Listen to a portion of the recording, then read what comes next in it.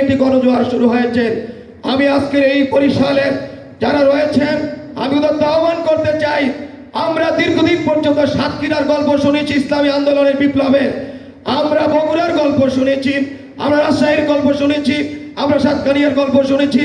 আমরা কি সারা জীবন এভাবে শুনবো, না আমরা বরিশাল জেলা ইসলামী আন্দোলনের গল্প সৃষ্টি করবো? ঠিক কিনা বলে? অতএব প্রাণপুর ভাইরা আমার, আগামী দিনে বরিশাল জেলাকে ইসলামী আন্দোলন মজবুত ঘাঁটি হিসেবে আমরা তৈরি করার জন্য আমি উদাত্ত আহ্বান জানাবো। এখানে যারা রয়েছি ইনশাআল্লাহ বরিশালের মাটি হবে আগামী দিনে কোরআন বিপ্লবের ঘাঁটি ইনশাআল্লাহ। অতএব আগামী দিনে সবাইকে এই আন্দোলনে কঠিন একটি বিজয়ের শুভেচ্ছা জানিয়ে আল্লাহ তাআলার কাছে তৌফিক কামনা করে সকলকে আন্তরিক মোবারকবাদ জানিয়ে বরিশাল জেলা সংগঠনের পক্ষ থেকে, বিশেষ করে বরিশাল বাকেরগঞ্জ উপজেলা সংগঠনের পক্ষ থেকে আপনাদেরকে সবাইকে ধন্যবাদ জানিয়ে আমি আমার কথা শেষ করছি।